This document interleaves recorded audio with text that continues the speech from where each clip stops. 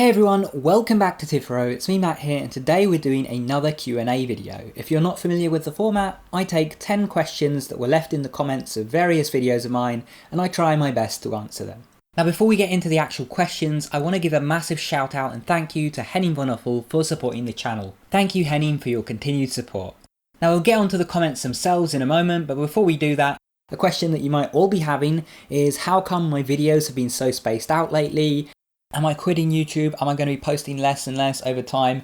No to both those things. Basically, long story short, I was feeling a bit burnt out, especially with everything that's going on this year, and I wasn't enjoying making videos as much, so I decided I either needed to take a complete break from the platform, just quit for, a few months and come back, or I had to just switch to posting videos when I felt like it rather than trying to adhere to a particular schedule, and I chose the latter because I didn't want to leave you guys without videos for several months. Now I never mentioned this at the time because I figured if I mentioned that I was feeling burnt out and going to be posting less videos, then I'd have been really lazy with it and maybe posted one a month, one every couple of months or something like that, and I didn't want to do that. I didn't want to give myself an excuse. But to give you guys an update, I'm feeling a lot less burned out now. I'm starting to feel the motivation coming back to make videos, and so you should see my schedule start to pick up over the following weeks and months. So with that out of the way, let's get on to the questions from the comments.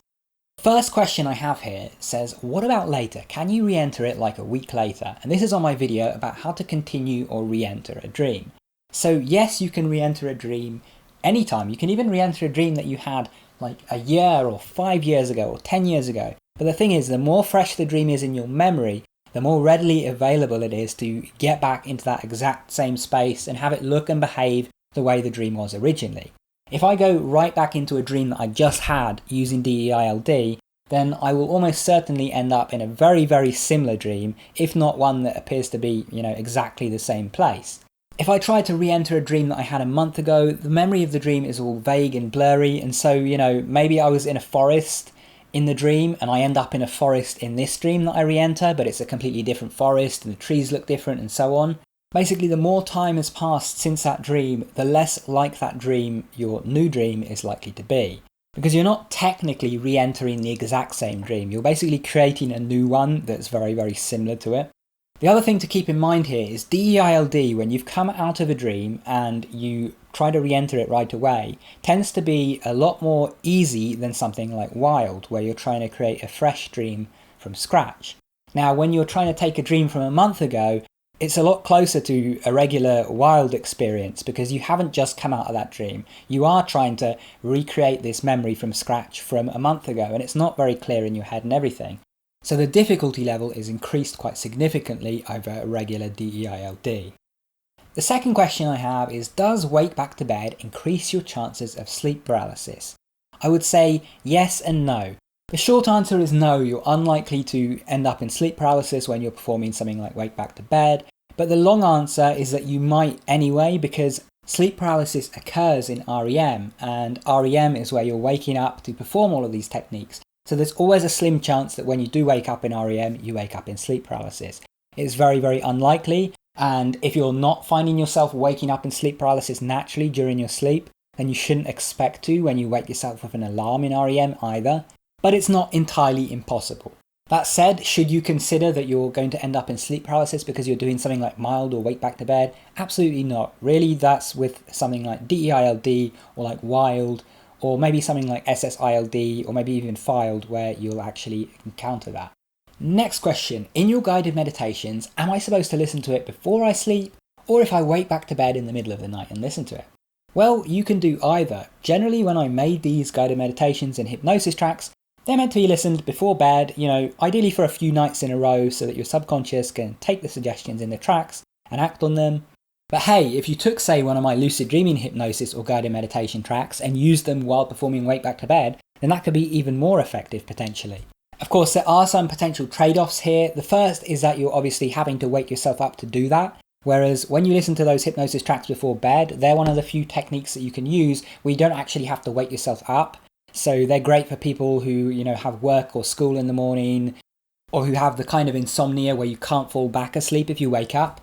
And that's potentially another trade-off, is that there are some people like me who, when we perform Wake Back to Bed, we can't fall back asleep if we've been up for more than, say, 5 or 10 minutes. So I couldn't, for example, listen to a 20-minute hypnosis track and then actually fall back to sleep afterwards most of the time. So for me, that wouldn't work. I would have to listen to it before sleep.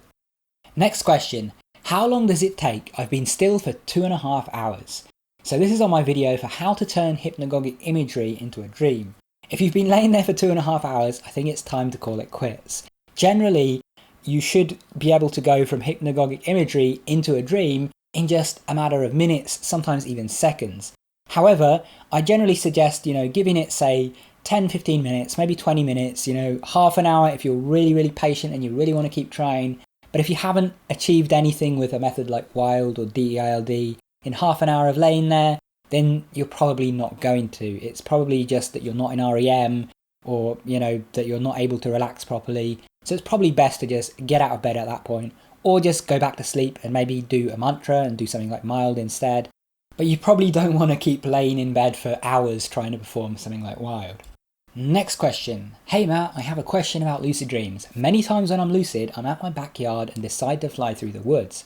When I do so, a ton of branches and mason bricks build up and I can't seem to pass it. It's like a wall of woods in the way. Do you happen to know what that means, or if it's a dream symbol?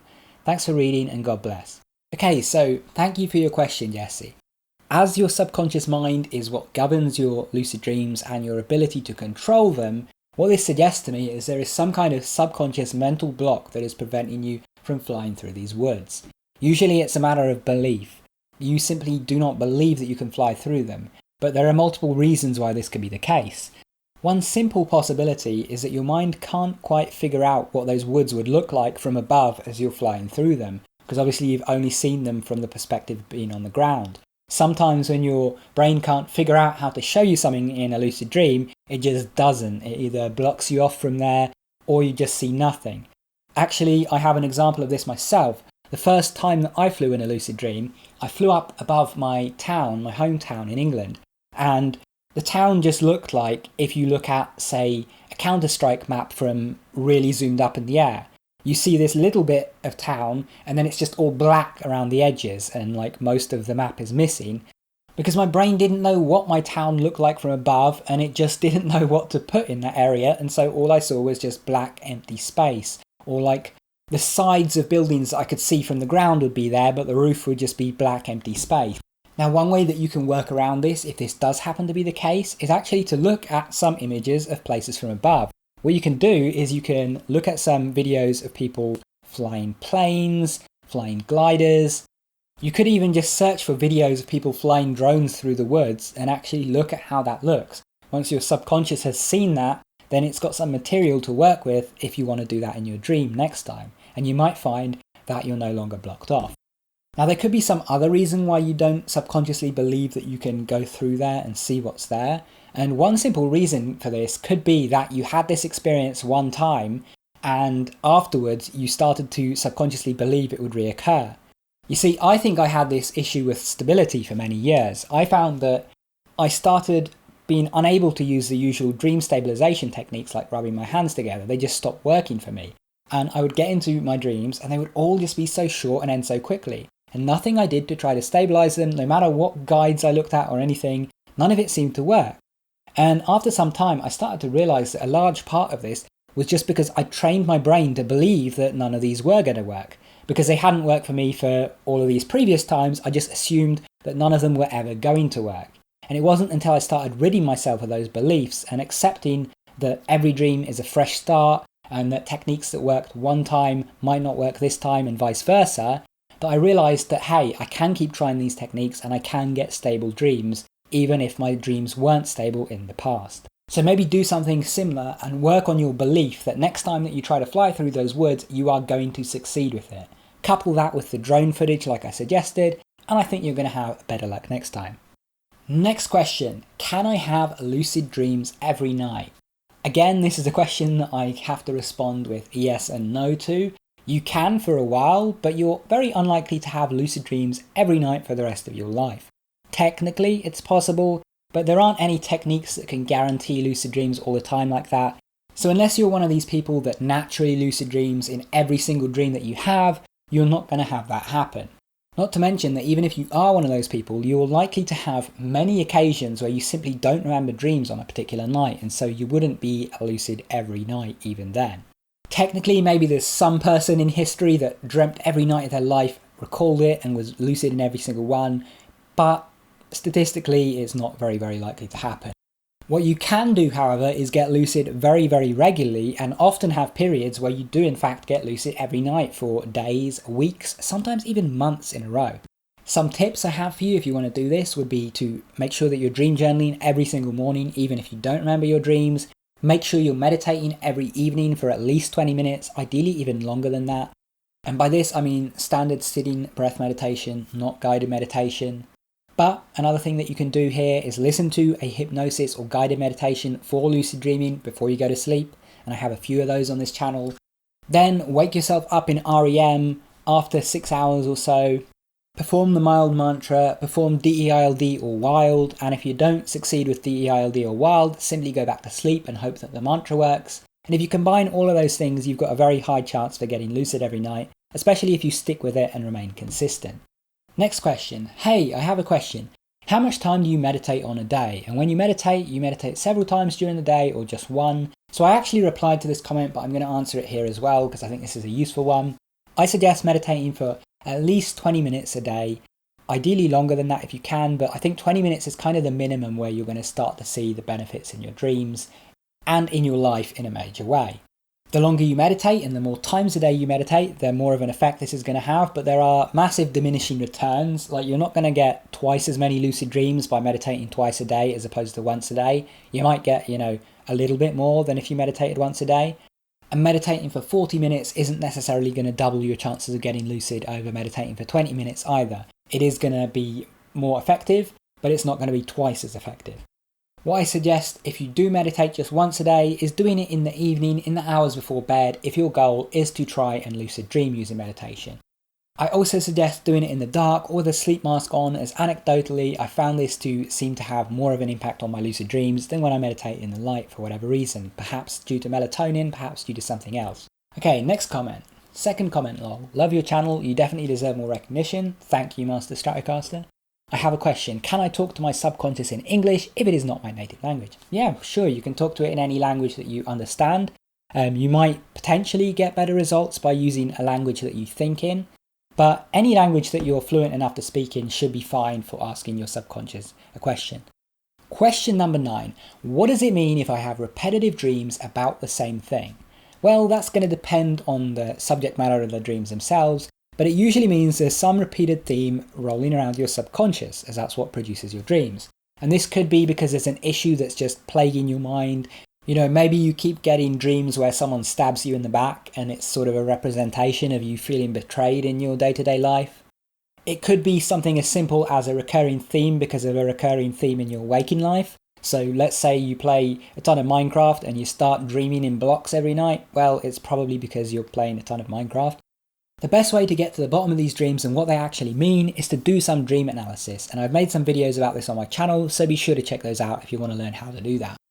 Finally, last but not least, question number 10. Hey bro, I've been trying lucid dreams since 2017, but I didn't have a single lucid dream ever since. What should I do?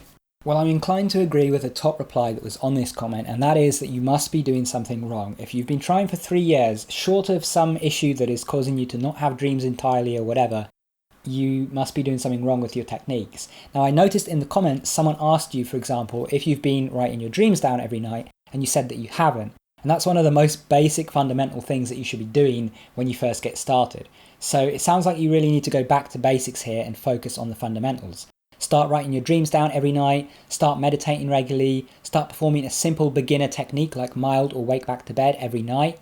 And make sure you go back and check a guide or tutorial on those techniques and familiarize yourself with them again, even if you've done them before, because it's possible that you've been doing them, but you've been doing something wrong in the process, or you've not been doing them in REM or whatever. Basically, go back to basics, stick to the basics, and I think you're going to find that you have a lot more success.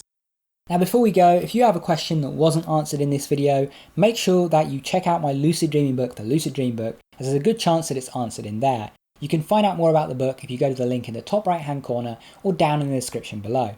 You can also leave any comments or questions that you have down on this video or any of my other videos, as when I make these Q&A videos, I kind of go through the comments at random. Anyway, thank you for watching, I hope you enjoyed. If you did and you want more videos like this one, make sure to subscribe and enable all notifications. And if you want to keep watching, check out one of those videos on screen, go watch that, and I'll see you there soon. Take care.